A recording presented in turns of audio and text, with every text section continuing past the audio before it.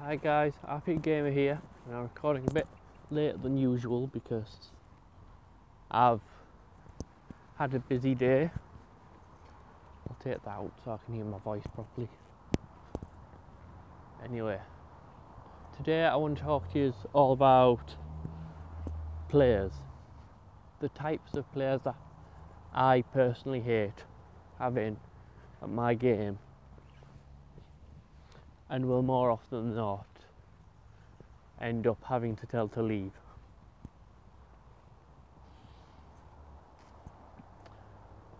And I want to do this a little differently than the lists I usually see about this, where it's kind of like, these are the ones I hate, this is why I hate them. Kind of want to look at how you can make them work at the table. How you can kind of bring them into the group more. How they can benefit you as the GM. So first of all, I want to talk about, well, everyone knows this one, the rules lawyer. He's the guy who will always pull you up on a rule that you either get wrong or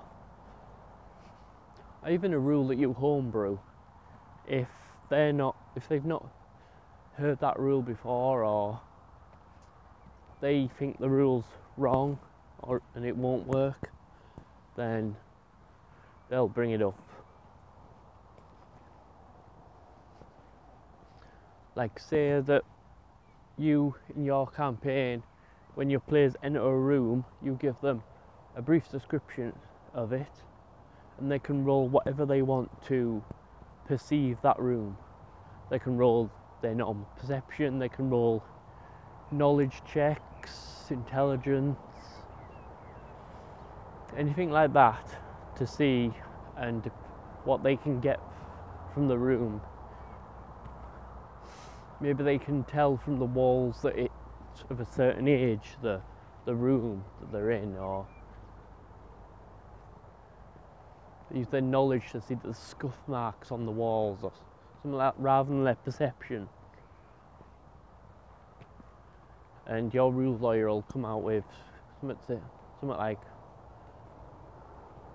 what you're talking about, you need to, how can he know what the scuff marks on the walls, what made the scuff marks on the walls, when he hasn't rolled his perception to see the scuff marks on the walls? That kind of, I'm going to lump this guy in with the actually guy as well, because I've come across them in my games. They generally bring things up more on the role-playing side of it, but usually for the same reason.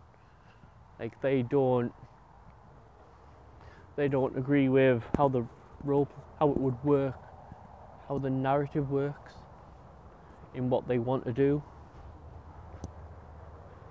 Like, your character can't,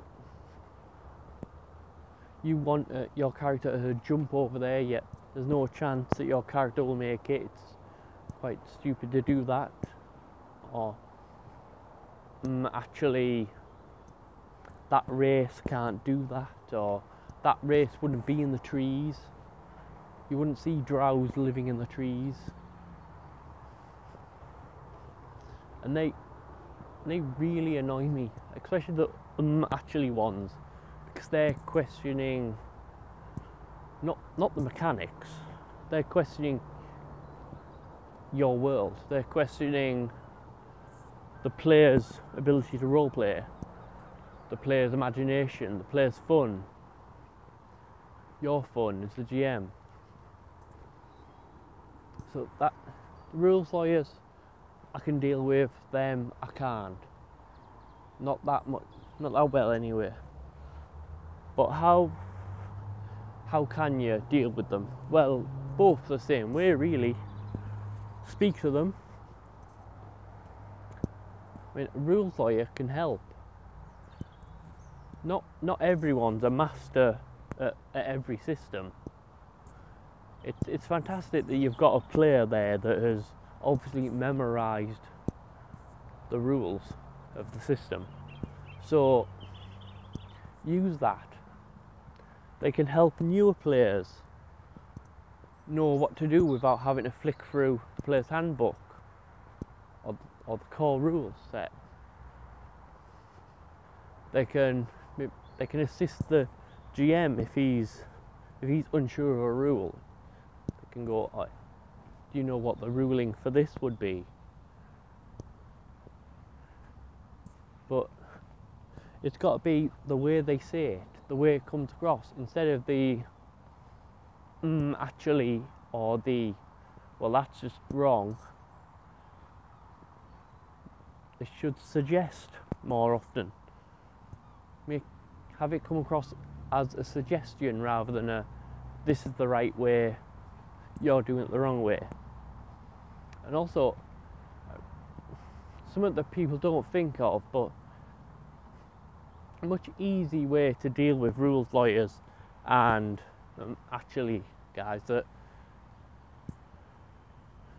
especially when it's your homebrew world, you're using homebrew rules, bring it up in session 0.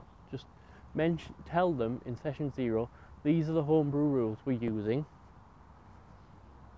This is my setting.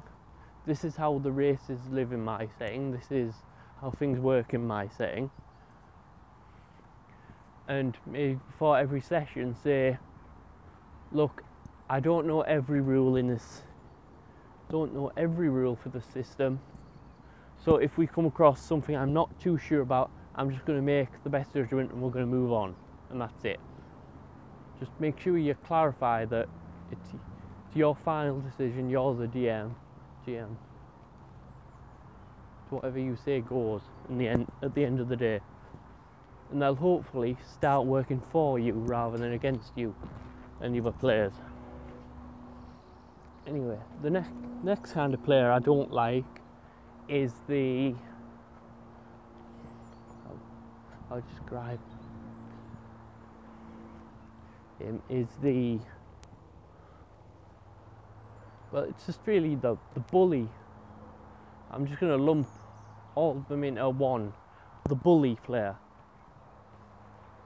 What I mean by that is the guy who is always right. His decision's always right. He's gonna, if he comes up with the idea, it's the right idea, we're gonna go ahead with it. If somebody else comes up with the idea, he kind of shrugs it off, and most of the time, like, puts them down about the idea, saying it's a stupid idea, it wouldn't work, that kind of thing. Or they're even argumentative with the GM about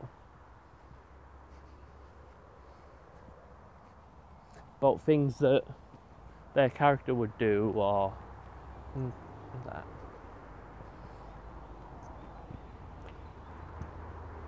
I'll come back to the bully character because I've just thought of that one. But see, I like rambling because I go off on tangents.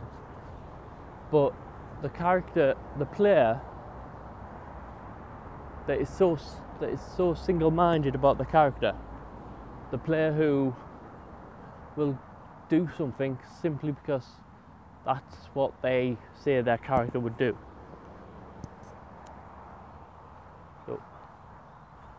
So your group goes into the tavern, you're actually looking for a room for the night, you look around and notice that it's full of guards, just finished off the day shift. The town guards just finished off the day shift. They come in here for a drink, then go home. What do you do? And then the thief character's like, well, I'm gonna go threaten the bartender because I'm the thief and I'm bold. I don't care that the guards are all here, I'm gonna go threaten the barkeep, demand money off him. Okay. Why? Well, I'm a thief. That's what I do. Okay, well, you don't need to roll, because whatever you roll, as soon as you pull your dagger out, you're surrounded by 10 guards. So, and you've pretty much just screwed the whole thing up for the rest of the party as well, as you're all hauled off to jail for the night.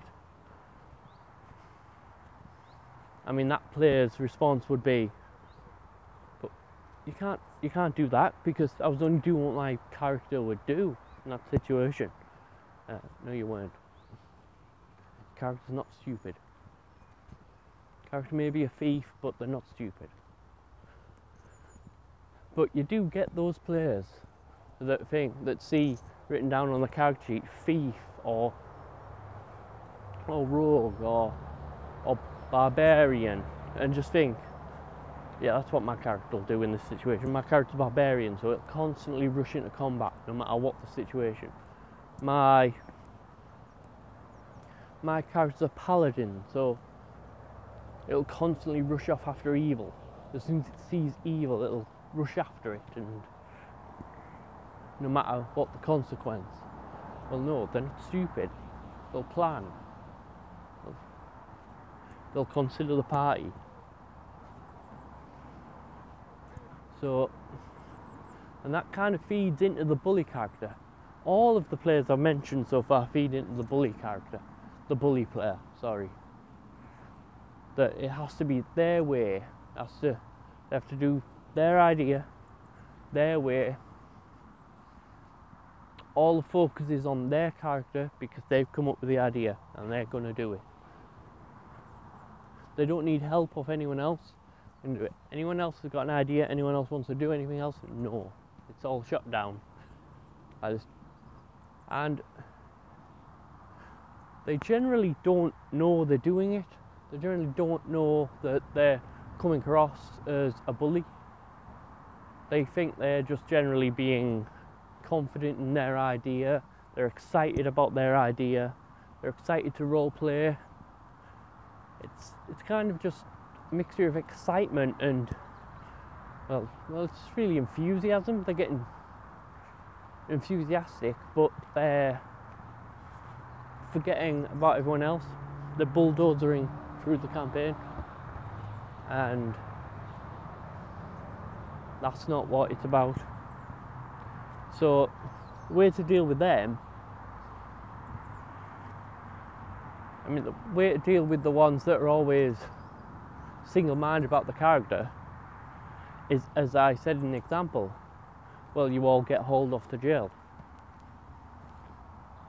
The consequences, show them that there's consequences for being single-minded about their choices.